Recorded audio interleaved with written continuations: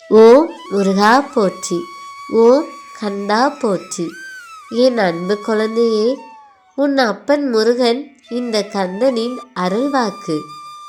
உனக்கு இன்று இந்த வாக்கினை கூற நான் வந்திருக்கிறேன் என்றால் ஒன்றை நன்றாக புரிந்து கொள். நிச்சயம் உன் வாழ்க்கையில் ஒரு மாற்றம் நடக்கப் போகிறது என்றுதானே அர்த்தம். இத்தனை நாள் இல்லாமல் இன்று இந்த காணொளியை நீ கேட்கிறாய் என்றால் என் அருள் உனக்கு பரிபூரணமாக இருக்குது அப்படிங்கிறது தான் அர்த்தம். உன் மனசில் எதிர்மறையான எண்ணங்களை உடனே நீக்கிரு. ஏன்னா இன்னைக்கு நீ உன் அப்பா முருகனோட அருள்வாக்கை கேட்டுட்டு இருக்க. இனி நடக்கிறது எல்லாமே நல்லதாகவே நடக்கும் அப்படின்னு நீ நினச்சிக்கிட்டு இந்த பதிவை முழுசாக கேளு. நான் சொல்கிற பதிவை நீ முழுசாக கேட்பேனா ஆ முருகா என்று பதிவிடு. என் தங்க பிள்ளையே, உன் பிறந்த தேதியத்தோடு உன்னை பற்றி நான் சொல்லுறேன்னு சொல்லியிருந்தேன். நீயும் எந்த மறுப்பும் இல்லாமல் உன் பிறந்த தேதியை சரியாக தொட்டுட்ட. உன் அப்பா முருகனோட வாக்கில் உனக்கு இந்த அளவுக்கு நம்பிக்கை இருக்கும்போது ஏன் நீ எதிர்மறையான எண்ணங்களை உன் மனசில் வச்சிருக்க? உன் அப்பா முருகன் உன் கூட தான் இருக்குங்கிற நம்பிக்கையை உன் மனசில் இருக்கும்போது இந்த ஒரு எதிர்மறை எண்ணமும் உன் மனசில் இருக்கலாமா? உன் அப்பன் குடியிருக்க உன் உள்ளமானது தூய்மையாக இருக்க வேண்டாமா? உன்னை சுற்றி இருக்க இடங்களையும் சரி உன்னையும் சரி நீ எவ்வளவு சுத்தமாக வச்சுருக்கியோ அதை விட அதிக முக்கியமான விஷயம் உன் மனசு சுத்தமாக வச்சுருக்கணும்.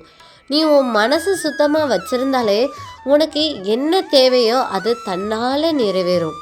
நான் என்ன சொல்லுறேன்னு உனக்கு புரியுதா? உன்னை யாராச்சும் குறை சொன்னாங்கன்னா சொல்கிறவங்க சொல்லிட்டு போயிட்டோம். என் குழந்த எப்படிப்பட்ட குழந்தைன்னு உன் அப்பா முருகனுக்கு தெரியும். உன் மேலே உண்மையாக அன்பு வச்சுருக்கவங்களுக்கு உன்னை பற்றி தெரியும். உன் அருமை தெரியாத யாரோ ஒருத்தர் உன்னை குறை சொல்லிட்டாங்கன்னு நீ வருத்தப்படுறதுல எந்த அர்த்தமும் கிடையாது. அவங்க மேலே கோபப்படுறது அதுக்கு மேலே அர்த்தம் கிடையாது. அவங்க மேலே காட்டுற கோபம் அது உனக்கு தான் ஆபத்தாக மாறும். இதை நீ புரிஞ்சுக்கோ. உன்னை காயப்படுத்துகிறவங்கள உன் அப்பா முருகன் நான் பார்த்துக்கிடுவேன். நீ எதையும் நினச்சி கவலைப்படாத. சில சமயங்களில் உன் கோபத்துக்கு அர்த்தமே இல்லாமல் கூட இருக்குது. உன் மேலே அக்கறை கொண்ட ஒருத்தர் உன் மேலே கோவப்படுறாங்கன்னா அதுக்கு என்ன காரணம்னு நீ புரிஞ்சுக்கோ. அதை விட்டு அவங்க ஏன் இப்படி கோவப்படுறாங்க, அவங்க ஏன் இதை சொன்னாங்கன்னு நீ நினைக்காத. அவங்களோட கோபத்துலேயும் ஒரு அர்த்தம் இருக்குது அப்படிங்கிறதையும் புரிஞ்சுக்கோ. நடப்பதெல்லாம் நன்மைக்கேன்னு நினச்சிக்கோ. உன் அப்பா முருகன் உன் கூட தான் இருக்கிறேன். அதில் உனக்கு சந்தேகம் எதுவும் இல்லையே. நான் உன் கண்ணில் பட்டுக்கிட்டே தான் இருக்கிறேன். சில நாளாக உன்கிட்ட ஒரு விஷயம் சொல்லணும்னு காத்துக்கிட்டே இருக்கிறேன். நீ தான் என்னை நிராகரிச்சுட்டே இருக்க. இன்றைக்கி இந்த காணொளி மூலம் அந்த விஷயத்தையும் சொல்லணும் அப்படிங்கிறதுக்காக தான் இன்றைக்கி உன் கண்ணில் இந்த காணொளி தென்பட்டு இருக்கு. இல்லைனா இது வரைக்கும் நீ தள்ளி விட்டுட்டு போன மாதிரி இன்றைக்கும் இந்த காணொளியை தள்ளி விட்டுட்டு போயிருப்ப. ஆனால் இன்றைக்கி கேட்குறேன்னா என் அருள் உனக்கு இன்றைக்கி பரிபூரணமாக இருக்குங்கிறது தான் அர்த்தம். என் தங்க பிள்ளையே, உன் மனசை தூய்மையாக வச்சுக்கோ. இதுதான் நான் உனக்கு சொல்லக்கூடிய முதல் வார்த்தை. நீ எந்த அளவுக்கு உன் மனசில் எதிர்மறை எண்ணங்களை விட்டுட்டு அடுத்தவங்க மேலே இருக்க கோபத்தை விட்டுட்டு அடுத்தவங்க பேச்சில் அர்த்தமே இல்லாத ஒரு வார்த்தையை பிடிச்சிக்கிட்டு அதையே நினச்சி வந்திக்கிட்டு இருக்கும்போது அந்த இடத்துல என்னால் எப்படி குடியிருக்க முடியும்? உன் மனசில் உன் அப்பா முருகனை குடியேறு. மற்றது எல்லாம் தன்னை போல நல்லபடியாக நடக்கும். இது உன் அப்பா முருகனின் அருள்வாக்கு. என் தங்க பிள்ளையே, உன் அப்பா முருகன் மீது உனக்கு அவ்வளவு நம்பிக்கை இருக்கும் பொழுது யாரோ சொல்லக்கூடிய சில விஷயங்களால் உன் மனசில் எதிர்மறையான எண்ணங்களை நீ வளர்த்துக்கலாமா? அவங்க சொல்கிற விஷயங்கள் சொல்லிக்கிட்டு தான் இருப்பாங்க. குறை சொல்கிற வாயை நிறுத்தவும் முடியாது, திருத்தவும் முடியாது. அவங்களால நேரத்தை நீ வீணடிக்காத. உன் மனசை தூய்மையாக வச்சுக்கோ. உன்னை சுற்றி இருக்க இடத்தையும் உன் உடம்பையும் நீ எந்த அளவுக்கு சுத்தமாக வச்சுருக்கியோ அதை விட அதிகமாக உன் மனசை தூய்மையாக வச்சுக்கோ.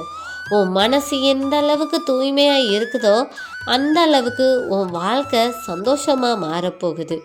இது வரைக்கும் நீ எவ்வளவோ கஷ்டங்கள் பட்டிருக்கலாம். நீ நல்லது தான் செஞ்சிருப்ப. ஆனால் நல்லது அவங்க கண்ணுக்கு தெரிஞ்சிருக்காது. நீ தெரியாமல் செஞ்ச சின்ன சின்ன விஷயங்கள் அவங்க கண்ணுக்கு ரொம்ப பெருசாக தெரிஞ்சிருக்கும். நீ நல்லது செய்யும்போது உன்னை பாராட்டாத உள்ளம் நீ செஞ்ச சின்ன தவறை பெருசாக ஆக்கி உன்னையே குறை சொல்லி திட்டிக்கிட்டே இருக்கும். இதை நீ சொல்லலைனாலும் உன் கூடயே இருக்கிற உன் அப்பனுக்கு நல்லாவே தெரியும். அதெல்லாம் நினச்சி நீ கவலைப்படாத, எல்லாமே முடிவுக்கு வரப்போகுது. இதுவரைக்கும் நீ பட்ட கஷ்டங்கள் எல்லாமே உன் முன்ஜென்ம கர்ம வினைகளோட பலனாக தான் இருந்துச்சு. இதுக்கப்புறம் உன் வாழ்க்கை மாறப்போகுது. உன் வாழ்க்கை உனக்கு பிடிச்ச மாதிரி சந்தோஷமாக அமைய போகுது. உன் அப்பா முருகனோட சத்திய வாக்கு இது. அப்பன் முருகனே சொல்லிவிட்டார், நம்ம வாட்டில் இருக்கலாம், நல்லது நடக்கும், நல்ல மாற்றங்கள் நிகழும் அப்படின்னு நினச்சிக்கிட்டு இருக்கக்கூடாது. நீ உன் வாழ்க்கையில் சந்தோஷமாக இருக்கணும் அப்படின்னா நீ தான் அதற்கான முயற்சியை எடுத்து வைக்கணும். உன் வாழ்க்கையில் இருக்கக்கூடிய கஷ்டம் சந்தோஷம் எல்லாத்துக்கும் காரணம் உன்னோட செயல்கள் தான் அப்படிங்கிறத உன் மனசில் புரிஞ்சுக்கும். நான் உன் கூட தான் இருக்கிறேன், உன்னை வழி நடத்தி செல்ல நான் இருக்கிறேன். நீ எடுத்து வைக்கிற ஒவ்வொரு அடிக்கும் உனக்கு துணையாக உன் அப்பா முருகன் நான் இருப்பேன். இது வரைக்கும் நான் சொன்னதெல்லாம் உன் வாழ்க்கையில் நடந்துருந்துச்சுன்னா முருகான்னு பதிவிடு. அந்த பதிவீட்டின் மூலம் உனக்கு இதுக்கப்புறம் நடக்கிற எல்லா விஷயங்களும் நல்ல விஷயமா நிச்சயம் அமையும். இது வரைக்கும் நடந்ததெல்லாம் நடந்து முடிஞ்சதாக இருக்கட்டும். இதுக்கப்புறம் நீ என்ன பண்ண போகிற அப்படிங்கிற ஒரு தெளிவு உனக்கு நிச்சயம் இருக்கணும். ஏன்னா சும்மா இருந்துக்கிட்டு முருகா நான் உனக்கு விரதம் இருக்கிறேன், நான் உனக்கு நேர்த்தி கடன் பண்ணுறேன், உன்னையே அனுதினமும் நான் நினச்சிக்கிட்டு இருக்கேன், என் வாழ்க்கையை நீ மாற்று, எனக்கு சந்தோஷத்தை கொடு, எனக்கு கொஞ்சம் பண தேவைக்கு கொடுனா அங்கே எதுவும் மாறப்போகிறதில்ல. ஏன்னா முருகர் ஒன்றும் மானிட பிறவி கிடையாது. லஞ்சம் கொடுத்து காரியத்தை சாதிக்க யாராலையும் முடியாது. உன் உண்மையான அன்புக்கும் பக்திக்கும் மட்டும்தான் நான் கட்டுப்படுவேனே தவிர நீ கொடுக்குற எந்த ஒரு விஷயத்துக்கும் உன் அப்பா முருகன் கட்டுப்பட போகிறது கிடையாது. நீ செயல்ல இறங்கு, நீ முயற்சி பண்ணு, நிச்சயம் அதுக்கான பலனை நான் உனக்கு தருவேன். முயற்சி பண்ணாமல் இருந்தால் உனக்கு கடுகளவு நன்மையும் நடக்காது. இதுதான் உன் அப்பா முருகன் நான் உனக்கு கொடுக்கக்கூடிய சத்திய வாக்கு. நிச்சயம் உன் வாழ்க்கை மாறப்போகுது. நீயே சும்மா இருந்தாலும் உன்னை சும்மா இருக்க விட போகிறதில்ல. முயற்சியை செய், கைவிடாமல் முயற்சி செய். நீ எந்த அளவுக்கு முயற்சி செய்கிறியோ, நீ எந்த அளவுக்கு சரியான முறையில் திட்டமிடுறியோ அந்த அளவுக்கு உனக்கான வெற்றியை உன் அப்பா முருகன் நான் கொடுக்க தயாராக இருக்கேன். முயற்சி செய்யாமல் என் அப்பா முருகன் பார்த்துக்கிடுவான்னு இருந்தேன்னா இங்கே மாறப்போகிறது எதுவும் கிடையாது. இதிலிருந்து நீ நல்லா புரிஞ்சுக்கோ. உன் அப்பா முருகன் உன் கூட இருக்கிறேன் அப்படிங்கிறத மனசில் பதிய வச்சுக்கோ. நீ வாழ்க்கையில் நல்லா இருக்கணும்னா நீ முயற்சி செஞ்சால் மட்டும்தான் மாறும். அது மற்றவங்களை சார்ந்து என்றைக்கும் மாறாது. உன் அப்பா முருகன் நான் கூட இருக்கேன். இது வரைக்கும் நடந்தது நடந்ததாக இருக்கட்டும், இனி நடக்க போகிறது அது உன்னால் மட்டும்தான் நடக்க போகுதுங்கிறத நீ புரிஞ்சுக்கோ. உன் வாழ்க்கையில் நடக்கிற கஷ்டங்கள் சந்தோஷங்கள் எதுக்கும் இன்னொருவர் காரணம் கிடையாது. இன்னொருத்தரை குறை சொல்கிறதுனால எதுவும் மாறப்போகிறது கிடையாது. நீ மாறாமல் உன் வாழ்க்கையில் எதுவும் மாறப்போகிறதில்ல. நீ மாறுவங்கிற நம்பிக்கையில் இந்த பதிவை நான் முடிக்கிறேன். உன் அப்பா முருகன் இதே மாதிரி இன்னொரு காணொலியில் நிச்சயம் உன்னை காண நான் வருவேன். அது வரைக்கும் இந்த அப்பன் முருகனை உன் மனசில் நினச்சிக்கோ. இந்த கந்தனின் அருள்வாக்க உன் மனசில் ஏற்றுக்கோ. ஓம் முருகா போற்றி,